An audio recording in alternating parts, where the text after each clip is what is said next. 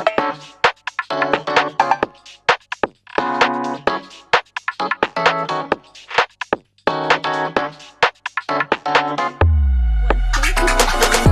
at Life in Between podcast. It is a wonderful morning. I hope everyone has grabbed their coffee or their kombucha or their tea. Unfortunately, I can't eat or drink today because today's the last day of my fasting. So for Ramadan.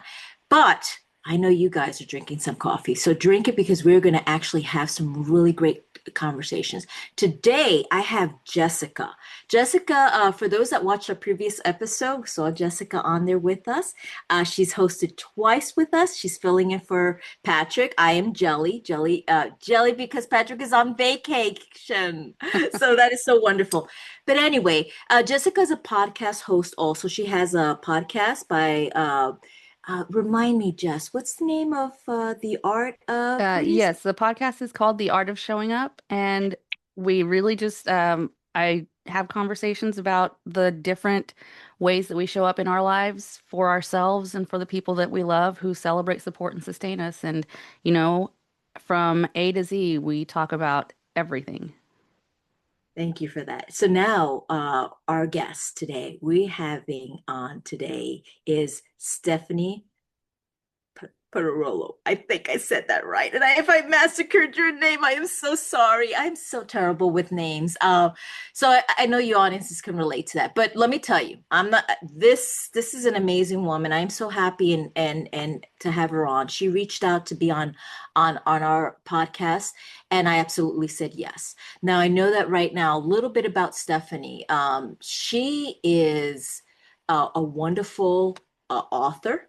You have written some great books that we're going to actually cover in this podcast.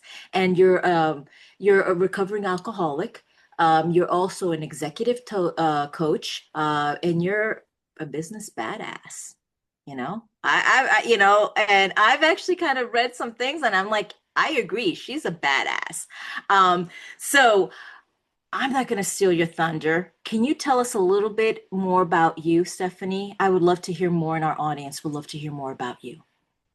Sure. Well, thank you very much for having me. And Jessica, it's great to meet you also.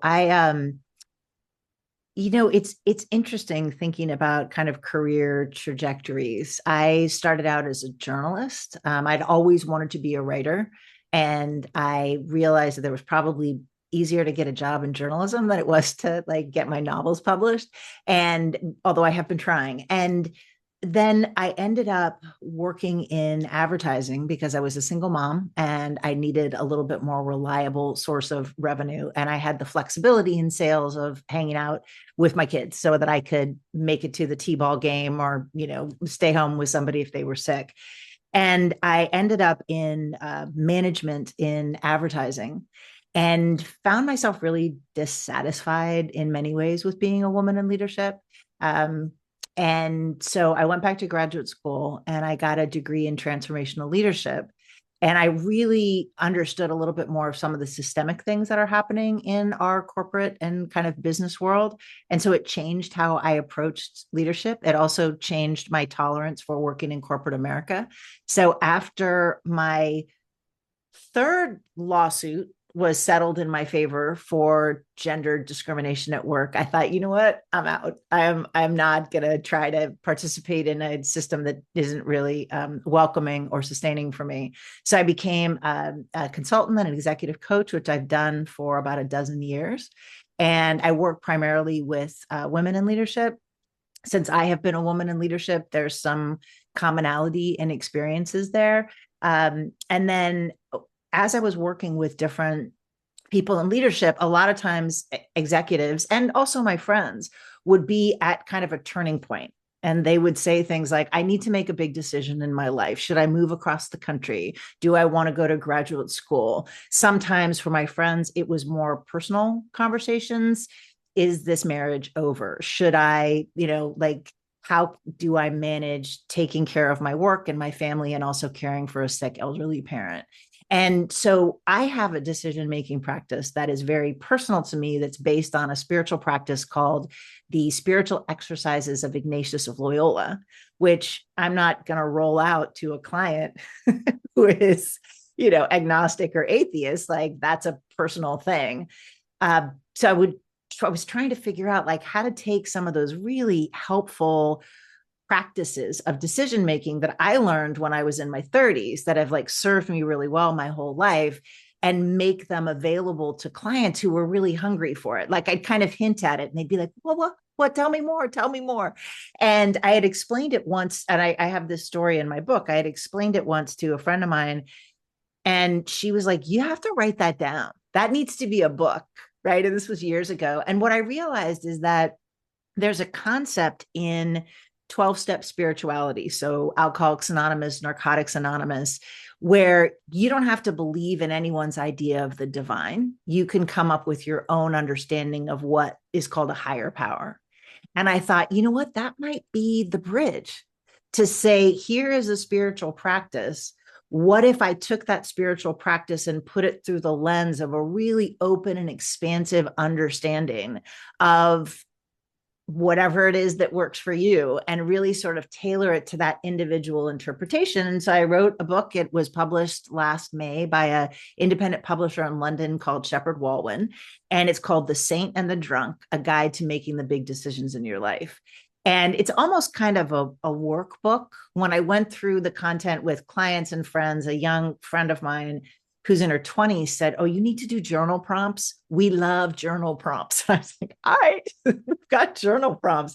And it's been interesting because, in working with the content, I do retreats about the content. And it's interesting because writing a book, having some people work with me on the content in my professional and personal capacity is very different than having it be out in the world. And it's so fun for me to see kind of like what comes up in retreat. So I did this retreat last spring for the launch of the book, and it was probably about 50, 60 women. There were two men in the audience. One of them was my husband. And there were women in their 20s, there were women in their 80s. And it was interesting how there were some real kind of generational divides, and then also some commonality. Like one of the things that I start with is, if you are discerning something, I want you to start with the statement that says, I want. And so many women in that room really struggled. Like just to even, and I said, this doesn't just say, what do you want? Tell me what you want. Say it out loud, write it down. And I hadn't realized that there was this like moment of resistance in the room. And I stopped and I was like, wow, let's sit with that for a minute. What makes us as a group of women of all different generations feel like we don't get to ask what we want, for what we want? And so it's been fun for me as I'm doing the promotion of the book to see how different people engage with some of those topics about decision making and some of the stories that we tell ourselves. Wow. I could imagine when you said that, and when we spoke earlier, when we our conversation earlier, you talked about that I want, and that sat with me, and I found that if I was sitting there in there with these other women and these other two men, I would have a hard time answering that as well, and it makes you wonder, like, why do we do this? I mean, why do we find it so hard to express what we want? Did you if you don't mind me asking, when you unpack that, did you sit on it? What were the responses that they were telling you? I mean, some of it is, I do a lot of facilitation in many ways, right? So sometimes, and I've noticed this, and I do a lot of in professional, like executive coaching, and then just, personal coaching for people who are making decisions. And sometimes I see something before the other people see it, and I have to give them a beat. And so a lot of times what I'll do is I'll just name it, see if anybody wants to pick that up, or just allow it to resonate. And so in that case, I just named it and said, wow, it seems like there's some resistance. Mm-hmm. Pause. No one really wanted to talk about it. So being mindful of like, in a large room, in a retreat setting, not everybody wants to talk. And so I think it's a lot of times just naming right? Like I have a section in the book. I try to use examples, and I have an example where I talk about a woman discerning whether or not she wants to have children. And I use it to illustrate a particular method of decision making, which is paying attention to attraction and aversion, right? So we pay attention to when we want to do something, right? Like, I love nail art. I want to be a nail artist, right? Like attraction. We understand that around career. What we don't often pay attention to is aversion. Like, oh my goodness, don't want to do that, right?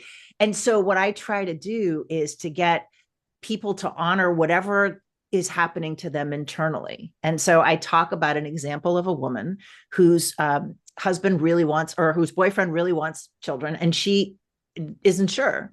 And she's trying to discern. And I use the example of her going to visit her sister who has just had a baby. And if she has an attraction reaction, it's coming from her body, not necessarily her mind. So she might notice, like, oh, the newborn baby smell. And what a wonderful thing to have a family. And she might have that really positive reaction, which could be a clue for her.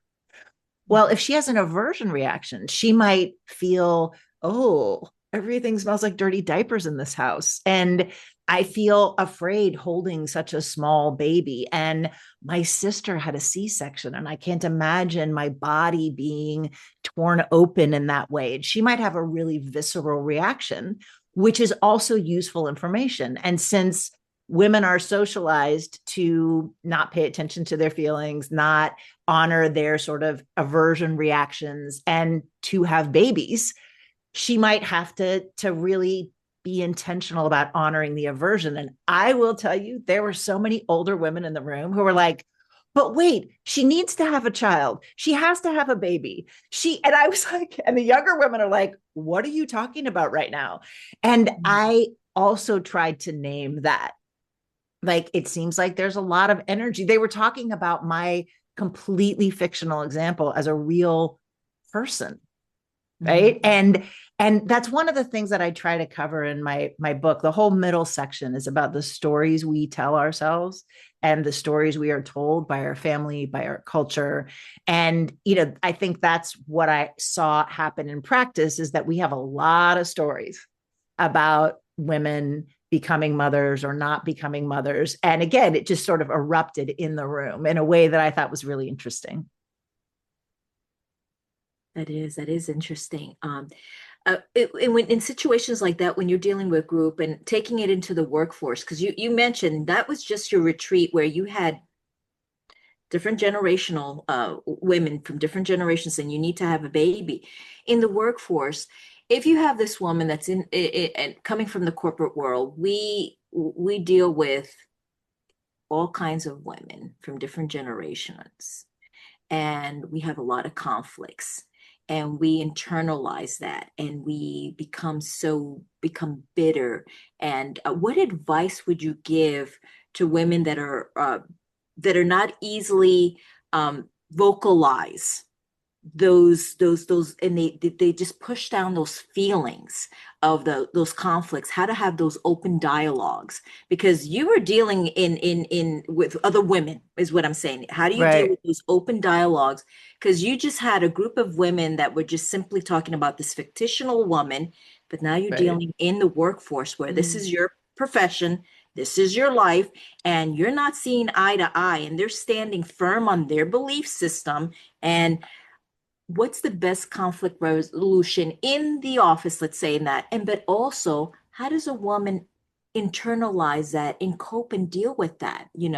It's very difficult. And I would love to hear your thoughts on this. Yeah, and it is very complex. And again, I could talk about that alone for many hours. But just to summarize, I think the first thing that we need to do as women is own and identify our own emotions with compassion rather than judgment. So a lot of times we have to and so I would invite us all to start with, what do I feel? Maybe you need a journaling practice. Maybe you have to find your friend who you can vent with about things.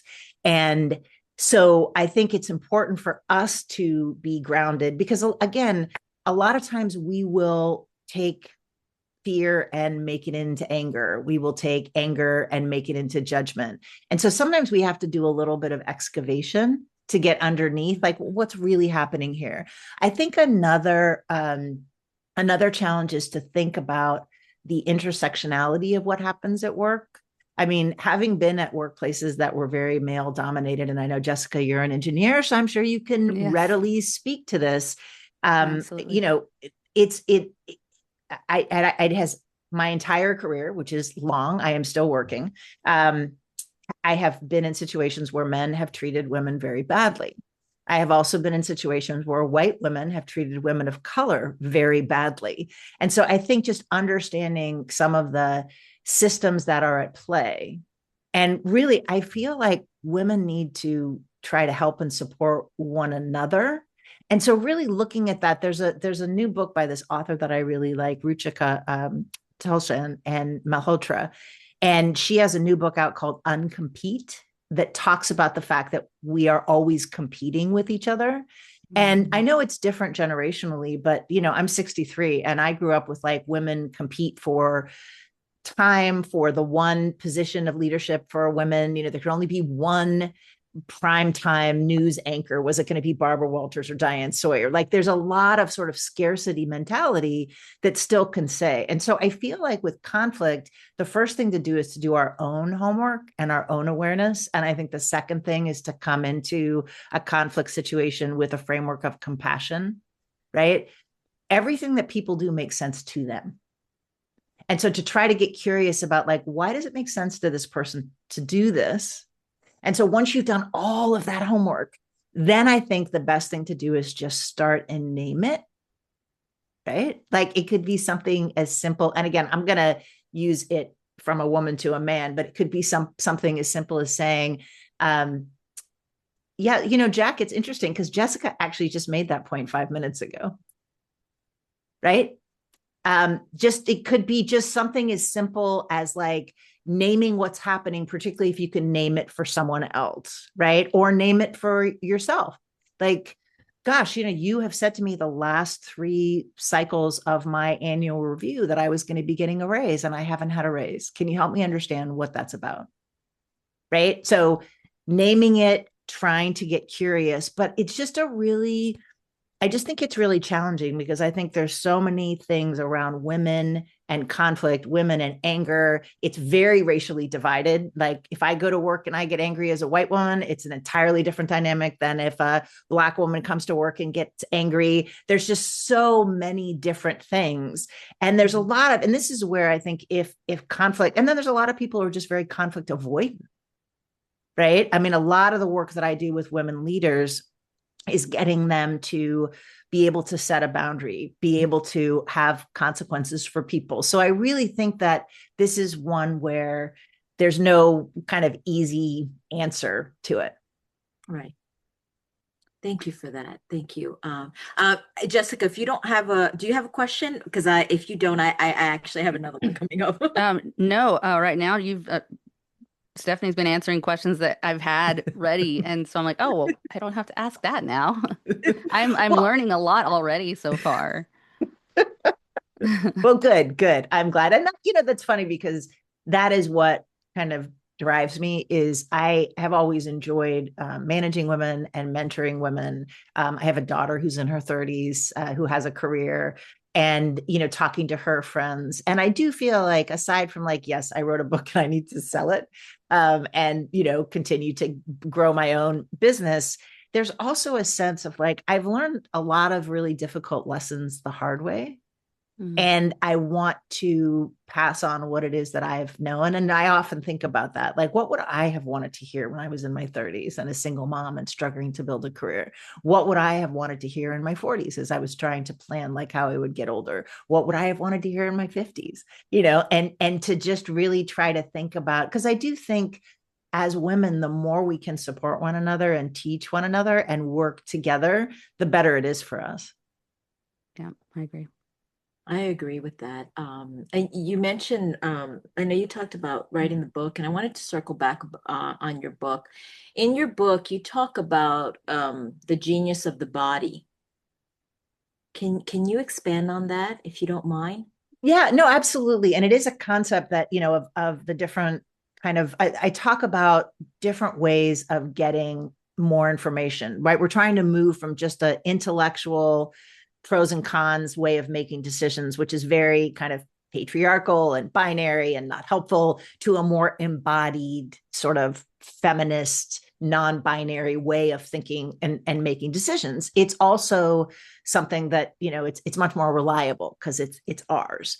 And the genius of the body idea has really resonated more than the others. And again, I think some of this is because, as a woman writing for men and women, but women seem to resonate to this work, we we understand embodied experience, but a lot of things that happen to us in our lives try to tell us we shouldn't, right? So, for example, women tend to have their pain discounted. Women with chronic diseases tend to be told it's in their head. Again, women of color have a very different experience. When I walk into the ER and say I'm in pain, I'm probably going to get a strong narcotic. A Black woman walks in saying the same thing, she's going to get a Tylenol, right? And so there's all of these ways in which our connections to our bodies are discounted or dismissed. And so what I'm trying to do is to say our body has a genius. Let's tap into it. Right. And we know this in our language. We use phrases like butterflies in my stomach, weak in the knees, cold feet, broken heart. And so it's really trying to get us to tap into what I think is the genius of our body. Right. Or some people call it sort of a somatic wisdom. And there's different ways to do this. So I like to swim. And what I will find is that when I get in the water and I start swimming, I'm in one mood. And then as I move my body, sometimes ideas or emotions will arise. And I'll be like, I did not even know I was thinking about it, but apparently my shoulders were holding on to some stuff. And it's really interesting. And I think we are not told to honor that, right? Like most of us have been in circumstances where we meet someone and maybe we're young, maybe we're single, and we meet someone and we have this like really strong attraction to them. And they may not be the most handsome or the most magnetic, but there's just something, there's something where you feel a connection to someone. I've also had experiences on the flip side where I meet someone and I'm like, oh, this is not good. It's not intellectual, it's like physiological. And I trust that. Right. But the challenge is that for some of us, like I grew up in the era where it's like, the gross, disgusting, creepy uncle comes over and wants a kiss. And it's like, go give him a kiss. Mm-hmm. Right. Which thank God people are not making their kids do that. But people start very young saying to children, it doesn't matter if you find that uncle creepy, you still have to, whatever it is. And so what I'm really trying to get people to do is, one, listen to their bodies and to honor the authority that their physical experience has. And then also recognize, like, sometimes, especially for people who are very much in their head, like I can be, we need to be like really carve out that channel, right? And so for some people like me, it's exercise. For other people, it might be more creative movement, like dance or like kind of Tai Chi or meditative walking. Sex can be a great way of getting in touch with your body. And so I think it's the understanding of saying, I'm curious about what is in my body, and I'm going to try and explore that channel as much as feels safe. Because one of the things I also say, I have a whole section in the book about things that can be difficult. And I just want to honor the fact that I talk about honoring resistance. And there are some people for whom being in their body is psychologically challenging, people who have been victims of assault.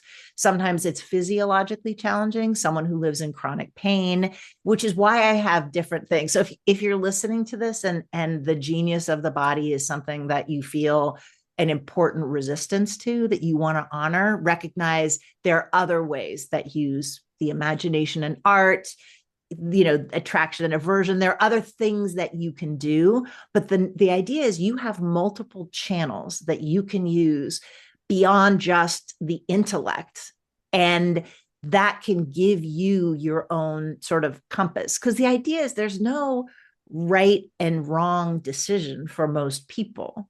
If you're making a decision that's as profoundly personal as what kind of career you want to have, if you want to be married, get married, stay married, have children, like what kind of art you want to do, like these are really personal decisions. You don't want somebody else's rule book, right? But you Right. also want to have a guideline. I mean, this whole point is, the spiritual practice of Ignatius. So there's the saint and the drunk. The saint is Ignatius. The spiritual practice is really based on an intentional engagement with how you are called to be in the world. Right. And again, a lot of, I mean, I am the, second generation Italian. My grandparents were immigrants. I grew up in a household where my dad was like, you will get a job, you will make money, you will be able to support yourself financially. And I was like, well, I want to be a writer. He's like, that's fine. Find a career where you can write. It's not like, you're not going to try to be an artist. And I appreciate that was where he was coming from, right? And I appreciate the fact that he raised me as a girl in the 70s, that was the language that I was getting. Like, you will have a career, you will support yourself. But I also, was an adult before I realized, like, wait, people make money as artists. Like, I don't have to write books at 3 o'clock in the morning when my kids are asleep. Like, what concept?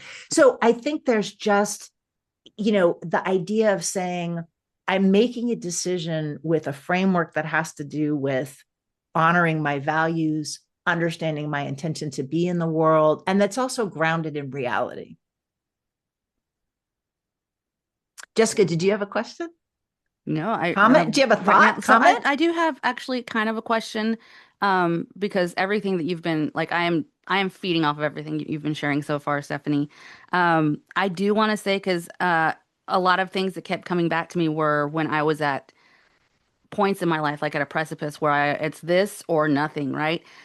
So I just want to ask you, like, especially for the listeners out there, if somebody out there listening feels like they're standing like at a crossroads, like at a crossroads in their life right now, what would you want them to remember and to like just not let go of? Um, that's a great question. I mean, there's so many things, but I think the idea is that you have access to an inner wisdom. Mm. You might have many things that are keeping you from that, right? So the example that I use in the book is, there is a sunlight outside the window. You may have to work to get to it, right? The window may be closed, there may be a blind, it may be dirty. Like, you may have to do a lot of work to get to that sunlight, to get to that illumination so that you understand which way to go. But it exists. And sometimes you have to just operate on faith, right? Sometimes you can't even find the window in the room, but to trust that there is an inner wisdom, right? So there's this Jewish idea that over every blade of grass, angels are saying, grow, grow, grow. And I really believe that there are forces in the world, whatever your belief system is, that want us to thrive. And however however you put that into your understanding, trusting that there is an internal wisdom and having the faith to keep going through the often really difficult and sometimes painful work of finding out what that source of illumination and guidance is for you. Yeah, I like that. Thank you. I do. I like that as well. I want to kind of ask a question going back to what you were talking about. A lot of times women are dismissing those feelings, those that I guess intuition, our gut, our advice, that inner voice. And I think it's because we've been taught, like you were talking about, the yucky uncle, the all these things, don't listen to it.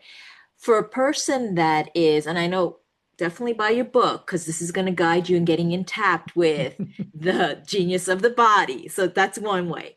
But for a person that is, and you mentioned, there are different ways at art. But I think that it's like we have that instinctive animal feeling inside. For a Mhm. person that's feeling uncomfortable, do you have any techniques where they can start to slowly peel the layers off to begin to feel comfortable within their body, to begin to understand and say, I'm going to start listening to my voice. Well, I mean, one of the things that with this concept of honoring resistance, so the first thing is if you feel resistance to anything, right? Being embodied, like looking at old narratives, I think it's good to just stop for a minute and look at the resistance with respect and understand, do I feel resistance because I am afraid that there's going to be grief underneath? Do I feel resistance because if I look at this narrative about my role in my family, I might make other people in my family angry? Or am I feeling resistance because I'm not ready to look at this right now? Because I do think it's important to recognize that, like, you know, not everybody is in a position where they can dive into what is keeping me apart from my body, right? Like, and I think not everybody has had experiences of abuse, but there are plenty of women, and I'm sure some of them listening to this, who have been victims of sexual assault or child abuse. And sometimes there's a reason we have resistance for touching into our body. And I think for someone to say, okay, I'm feeling a resistance, and you know what? I'm not ready to do that now. I can't afford therapy. I've got a bunch of stuff coming up. I'm honoring my resistance. I'm going to stay here, and I'm not trying to peel any, layers back. Right. Because I think you have to focus on, like, caring for yourself. Right. One of the things I say in this book is, don't read it front to back. Trust your own judgment, even in reading the book, right? Skip to the chapter that works for you. Like, there's this great phrase. So Ignatius started the Jesuit order of Catholic priests, and Jesuits have some really wise theology that I like. And one of them is rest where you find fruit, which is if you have a spiritual practice, a job, a relationship, something that you're doing for self-care, if it bears fruit, if it is sustaining, stay there, do more. If it no longer bears fruit, move on, let it go. Right. And so I think what I am always wary about in books, and it's funny because people talk about this as a self-help book, or in London, where my publishers are, they talk about personal development. And I always get a little bit itchy with that, because a lot of times people will advocate, go in and have this conversation and do this thing, and there isn't always an acknowledgement of honoring resistance, right? And I think we have to. And so the first thing I would say, if someone feels called to a more embodied experience and ready to do it, then trust your calling, right? If you are feeling like, wow, genius of the body, I want to get that book, I want to read it, I want to do that, then it's probably right for you. If you feel a resistance, and you then honor the resistance. And one of the things that I talk about, so like every spiritual tradition and our own human nature acknowledges that it's good for us to talk to people, right? So people in 12-step recovery are advised to get a sponsor who has done this work before them. Spiritual directors, therapists, anyone in the community, but could be your aunt. It could be your sister. The idea of having someone who you trust, who can keep a confidence, who also has permission to say difficult things to you, I think is really important. And so I'd also advise someone in that circumstance who's maybe considering exploring the genius of the body, but maybe has some resistance, to talk to somebody they trust, who knows what they carry, who could say to them, oh, honey, that maybe you wait until you're in therapy to deal with that. Or who can say, gosh, I really hear a lot of longing for you to do that. And I think that's great. How can I support you? Right? Because ideally, anything that we're doing that's about growth and change, we have the support of a community, whether it's an individual person, trusted, spouses or partners, or an actual community. I think it's really important, because especially if we have been damaged by patriarchy and racism and sexism and all the things, to build that muscle, to learn when to trust ourselves, but not to push too hard, is something I think ideally we do in community. What you just said about resistance just blew my mind because, and I say this because you're always hearing all this, like the self-help books, all these people, you need to go ahead and do it. You need to confront. And what I'm hearing from you is that no, if the resistance is there, sometimes it's good and in a much healthy way because it could be more damaging to go against. Yeah. And so it's better to just sit there. And the fact that we have someone there, like our, a sponsor, a friend that knows us well, that says, honey, like you said, you're not ready for this. Wait until you go to therapy. It's Right. very key. And I love that because I'm constantly hearing people say, no, you got to do this. You got to do the work. You got to do the work. And sometimes a person may not be in that place to do the work and it can be more damaging.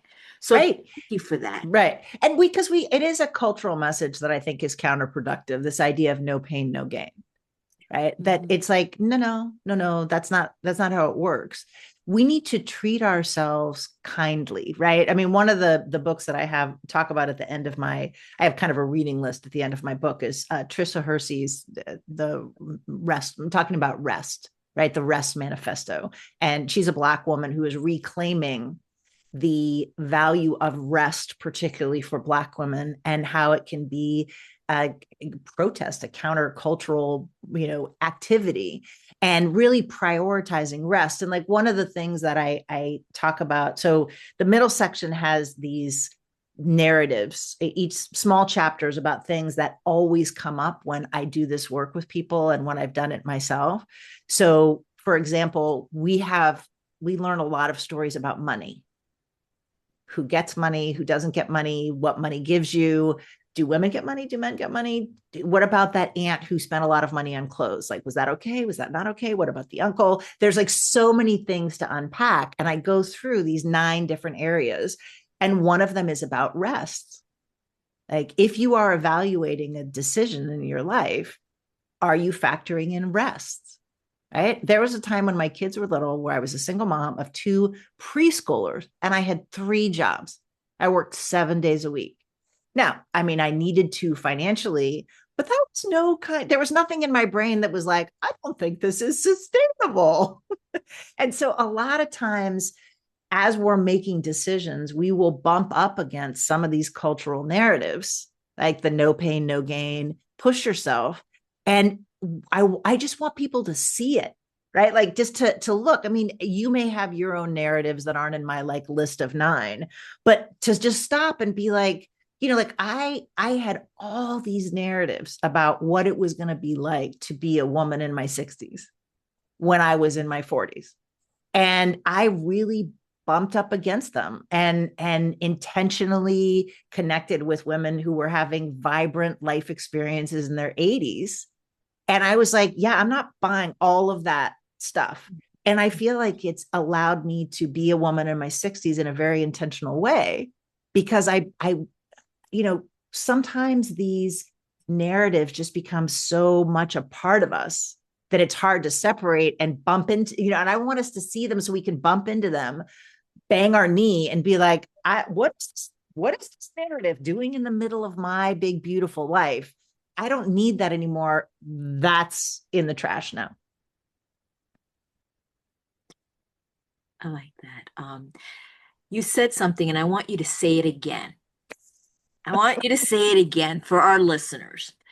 Rest, because you talked about being the single mom, been in the same shoes where you have been, where you're holding on 3 jobs and you're neglecting yourself, and that rest is not part of the equation, but it's so important. And sometimes we need to hear it or need to be told or acknowledge that it's okay to rest. I want you to say it again. I mean, it is okay to rest. It is important to rest, but I think it is also okay for us to name the season that we're in our lives, right? And that rest may mean 10 minutes with your eyes closed while your kids are, playing. And that may be the best you can do. Because again, what I don't want people to do is think, oh, there's something wrong with me for not resting, as opposed to recognizing. So I think there's two things. Like one, absolutely prioritize rest and good rest, right? Like it's fun to look at a screen, but that's not really restful, right? Rest may not also be sleep. It might be play. It might be talking to a friend. But I also think you need to look at really clearly about why are you not getting rest, right? So I wasn't getting rest at that time when my kids were little because of difficult financial circumstances that were a result of systemic challenges. My ex-husband left to move to Europe and was like, yeah, you're on your own. You know, I mean, there were sometimes life is challenging and we can't get the kind of rest we want. And I don't want people to beat themselves up about that. Like having a bath for 15 minutes might be the peak of your rest at a particular season in your life. I also think it's important. One of the things, and I talk about this a lot, I have a podcast called The Bad Boss Brief that I do with my friend Eugene. And a lot of times we talk about, and I talk about this in my podcast, I mean, in my Substack also, women take on responsibility for systemic issues in a way that is not helpful to us. So if a woman were to come to me and say, I'm always exhausted, I want to find more time for rest, and I did a little bit more exploration, and as we were speaking, she was to say to me, I have 4 children. My husband and I both work full time, and my husband does absolutely nothing around the house. I am responsible for everything to do with the kids, everything to do with food, everything to do with cleaning the house. And I take care of my elderly parents because my 4 brothers won't do anything because I'm the one that's supposed to do that. I would invite her to, before she thinks about how she can get rest, to look at some of the family structures and could her, I mean, generally in heterosexual relationships, men are doing much less than women. This is statistically proven. There's, research from the Pew Research Center. Recently, the numbers are really out of whack, right? Which is specific, particularly challenging if both people are, making money, right? Both people are working full time. So the first thing I would look at is what are the systemic issues that are happening here? Right. So why are you thinking you have to do all this stuff? And why does your husband think he doesn't have to contribute substantially? Do you feel like you have permission to pay someone else to do some of this work? Is that an option for you to get someone else to do some of the things if your husband doesn't want to do them? Are there family or cultural narratives that make you feel like you're the only one that is taking care of mom and dad because you're the girl when you have 4 brothers that live in town? And so a lot of times getting rest is not just a question of, I need to schedule a nap. It's really looking hard at your life and being like, are there boundaries that I need to be putting up or reasserting? Or are there things that I'm participating in because it makes me feel safer to be a caregiver? Right. So I don't mean to, you ask a simple question and I unpack it with all this complexity, but I think it is, this is what's frustrating to me is that there's so much kind of simplistic language, like do this and you'll get this. And that's not how life works. Right. I mean, that's not realistic. No, and I'm glad that you answered it this way because it's not a simple solution.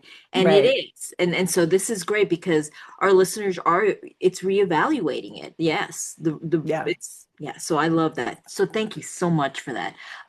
Jess, do you have any? Jessica, I'm sorry, yeah, go I was ahead. just gonna say, Jessica, did you have a question? Yeah. Um, Not well, I don't know if it's a question or feedback, but just how you just explained that, just explaining the way that you shared just now. Because yeah, we're so conditioned to, give me the answer, but always expecting that answer to be just like you said, do this and you get this, but we don't ever think about that space between do this and you get this.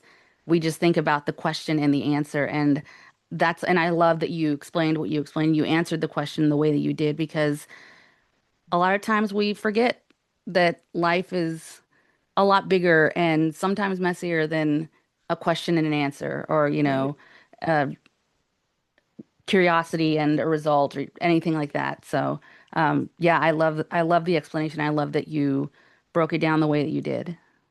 Well, and it's one of the things that I think is a challenge about my book and this content is that I say very specifically, if you are discerning a deep question, you might have to wait for the answer. And there are discernment processes that I have done that have taken days, but most of them have taken months. And it is, again, very hard in our culture to say, I am going to take time. I am going to sit with my feelings. I'm going to explore what comes up in my imagination. I'm going to really look at my value system. I'm going to take the time and honor the process that I need to do to build a system for navigating my own decisions. Because again, to say I'm going to take months to make this decision and I'm going to, be in community, I'm going to do journal writing, whatever your process is, that is prioritizing you as a person and also prioritizing your decision. Because I will guarantee that there are people who are going to look at this book and be like, why don't you just write a list of pros and cons? Right? Why don't you just do what your parents are telling you to do? Why are you thinking that you want to do this? What are you talking about a calling to be an artist? Like, no, that's not practical. Get a real job. All of which might have validity, but the idea of saying, nope, I'm going to stop and I'm going to take as long as it takes for me to really tune into my inner wisdom, which I believe is there, and I'm going to prioritize that process. That is also profoundly countercultural, not just in terms of our expectation, but in terms of really honoring this is something I'm going to give to myself to really build this skill. And what's nice about, discernment as a practice, once you learn how to do it, I do it for every decision I ever make.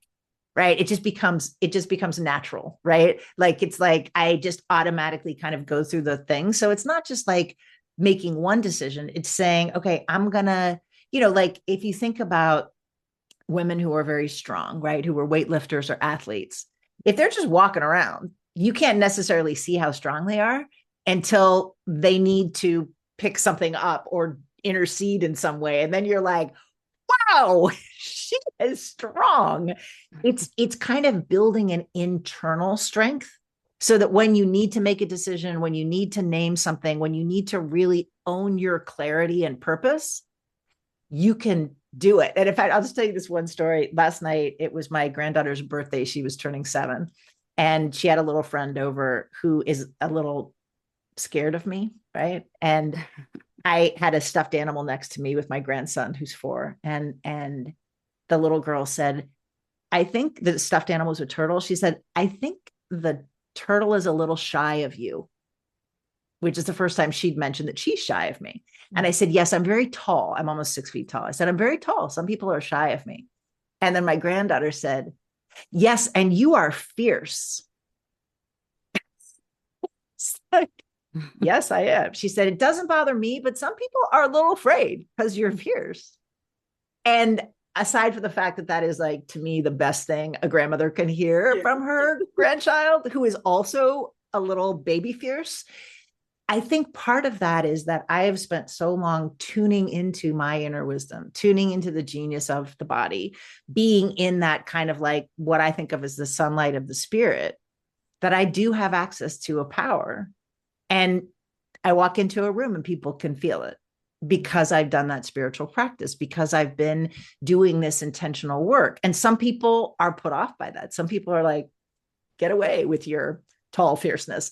And then other people are really drawn to it. Right. And so it's really more than just, I want to learn how to make a decision. It's like, I want to learn how to be tuned into inner wisdom and really a source of power and connection. And then now I get to teach other people how to do that, which is really exciting. That's incredible. I love that. That is incredible. And speaking of how you're able to teach it to others, for our listeners that are listening in, how can they find you? How can they get in touch with you and say, hey, I wanna take a couple of sessions with you, or learn more about and where they can get your book? Can you Yeah. Absolutely. So my website is speirolo.com. It's Speirolo. And I know that you're going to have something in the show notes. And that'll tell you about my book, about my professional coaching. And then I've also just started doing personal coaching. So you can get coaching session or a couple of coaching sessions with me to talk about, your decision making process or any of the things that have come up today. I also am on Substack. I have a Substack called Fierce Grace. Speaking of fierce, and it's free and has a lot of. I've been doing it for a few years, so you can go through the archives, talk about a lot of this stuff. And then I also have a podcast called The Bad Boss Brief that I do with Eugene S. Robinson. We've been friends since college. He's a Black man who worked in Silicon Valley. He's now retired to Spain, and we talk about race and work and bad bosses. And that's also on Substack. So plenty of places to find me and engage with my content. And I always love it when people get in touch with me and I read emails, notes, there's different ways to engage. And I will usually, respond right away because I love hearing from people and I love exploring these topics with people. And again, my book is called The Saint and the Drunk, a guide to making the big decisions in your life. You can get it wherever you get your books. And I also just released the audiobook, which I recorded. Turns out I wrote a book about decision making and have trouble saying the word decision, which I did not know until I recorded the whole book. But anyway, it's now also available as an audiobook. Oh, thank you. Right. Thank you so much for our listeners. You heard it all. Now and it's incredible to know that we are almost at the hour. I mean, like, oh my gosh, like we just unpacked so much, and I love this. Since we're in the podcast Life and In Between, we're currently having people that are in their between moments. What kind of golden nugget you can share, or something that you would like to leave behind? I know you shared a lot. You've unpacked a lot, but anything additional that you think that would be wonderful for our listeners to take away from? Um, Try to find lightness, try to find joy, try to play. Um, it's so much easier to be fueled by lightness than it is to be fueled by darkness, right? So like whether it's gratitude, trying to come from a place of abundance, try to have whatever light you can because it's really difficult being in those liminal states, right? Being in those in between moments. And sometimes, resting, taking it easy, but also just like find something that delights you, right? And then do as much of that as you can, because I do think joy is also an act of resistance, right? So dance, play with a child, make a snow angel, go for a run, whatever it is that just like brings you that happiness and joy, do as much of that as you can.